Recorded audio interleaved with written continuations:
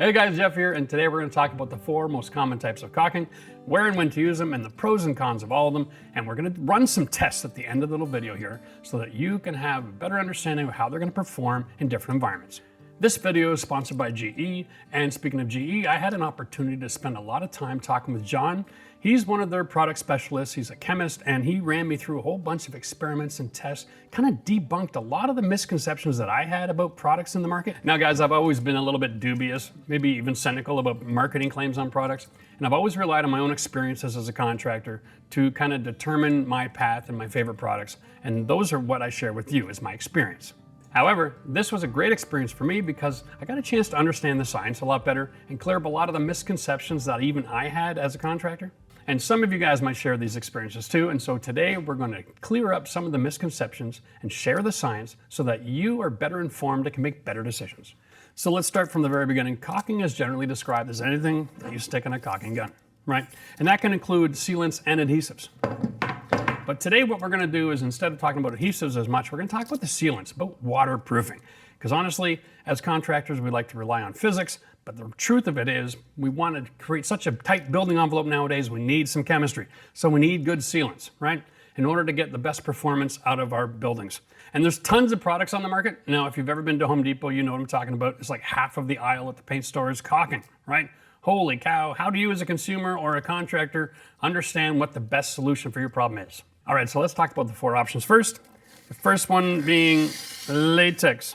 All right, now latex is generally, in my opinion, only used for indoor use. All right, this is the caulking that we use around our trim and doors, and it is really simple to use and it's safe and it doesn't have a lot of odors to it, and so it's really easy for everybody to use that product. The downside is it does harden and then crack, and it does go yellow, it collects dirt. All right, so the next product is a solvent-based product, okay? Now, solvent is interesting because it bonds really well, all right? And it also stretches really great, but it doesn't return to its original shape. So if you're in 4-season climate and things go like this, your caulking joint's gonna stay like that, all right? One of the benefits, it doesn't collect the dust, okay? And so it's also waterproof. One of the downsides though is solvents, you can't tool it. So when you put it on, you're applying it, you're done. If you can't put your finger in that stuff, or it just makes a hell of a mess, all right? And don't make the mistake that I made. Never use this inside to seal up a shower. That was a lot of years ago, but the folks that I did that to couldn't use their bathroom for a month. All right, the next one is polyurethane. All right, now listen, this is a great product for outdoor use as well. It does really bond well. Unfortunately, it collects dust and dirt. So if you're not going to be painting it, because it is paintable, then you're gonna have ugly gray lines, okay? So just keep that in mind. Guys, that takes us to the silicone, which in my opinion is the most versatile and best performing product of the 4 options. So this stuff here is permanently flexible and doesn't shrink. And it's the #1 choice for wet applications because it is mold resistant. So this is why we use it in showers on our tile. And I think it's the best product for outdoors because it's UV resistant, which means it's not going to break down and that stays flexible in all your temperature fluctuations for years. It's also the best choice for adhesion because it likes porous and non-porous surfaces. But this is where it gets tricky. When you go to the store and you're in there on the aisle shopping, you got to remember that there's a lot of different qualities of silicone products out there. They've got different chemistry. So the basic silicone, and then you've got an advanced, and then you've got a premium formula. I like to just always go with the premium formula because you get the best performance. And you don't want to do all that work in your home to then try to cheap out on the durability of a project that you've invested your time and sweat in. These higher grade silicone products are available in our Amazon store, so click the link in the description or just search Home RenoVision on your Amazon app to get these products. All right, and don't be alarmed if when you go to the store you don't see this exact label. These brand new labels are coming out to the store over the next few months, and so it's just been designed this way to make it easier for you to identify which product you should be buying. Okay guys, so here comes the fun. The first test, we're gonna freeze this stuff and we're gonna try its flexibility out, because you're gonna need to understand, especially if you're in a 4-season climate and Canadian, what happens when this product gets cold, okay? This is one of the reasons why we recommend that you check your house every year, wherever your sealants are, to see if they have reached their life expectancy. Don't forget, most contractors like to buy the cheapest stuff they can buy, and so they have the shortest lifespan. Now, this is the latex product, and it's very flexible, remember? Very flexible. But what happens when it freezes? This is just a coolant spray, okay? It gets freaking cold fast.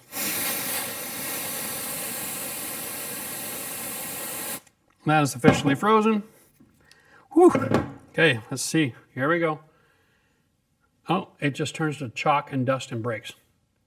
Okay, that is not flexible in cold climate, which is why we don't use it outside.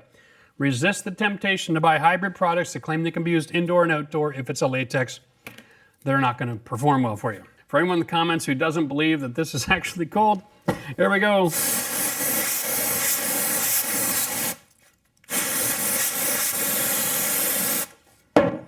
Now that's freezing, all right?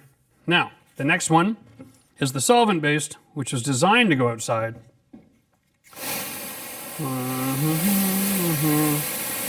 Demonstrating a crazy Canadian winter. There we go.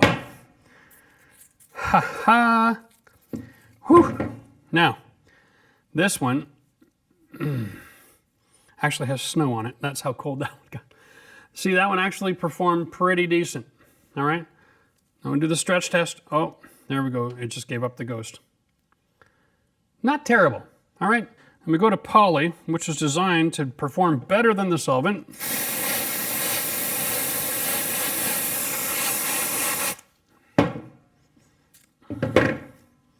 That's how you know she's frozen. Again, performs well. But remember, that one is going to be filthy dirty. So if you put that around your windows, you're going to run into trouble. And here's the silicone.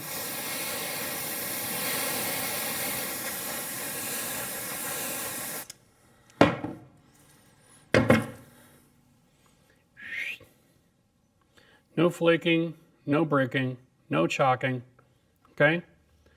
There we go, and here's the stretch test, frozen, and it comes back. That's why we use it. And so when we're dealing with the freeze cycle in northern climates, you're dealing with the freezes and thaws and freezes and thaws. Regular silicone only lasts so many freeze and thaw cycles.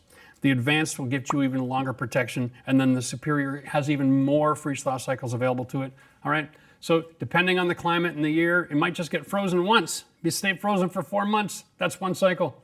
But you can get a year where you're getting freeze thaw almost every day for months, okay?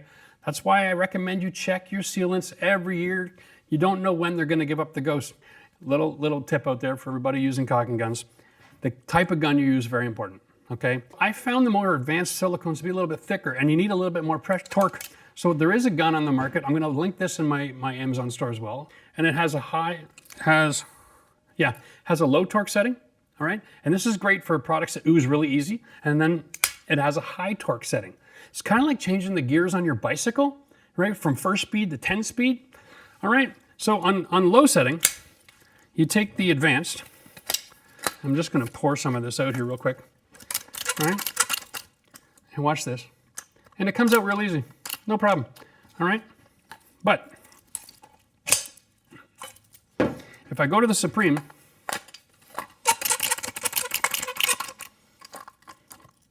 I'm squeezing now, okay? That takes a lot of energy. And if you're tiny or older and you don't have that strength in your hand, get the caulking gun. Sorry, I gotta get the pressure off.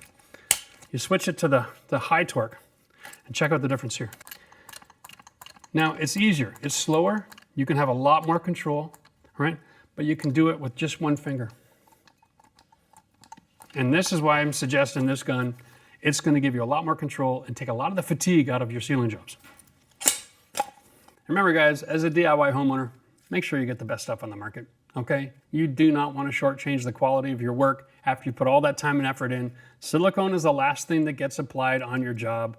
Make sure you don't have to change it out any sooner than absolutely necessary.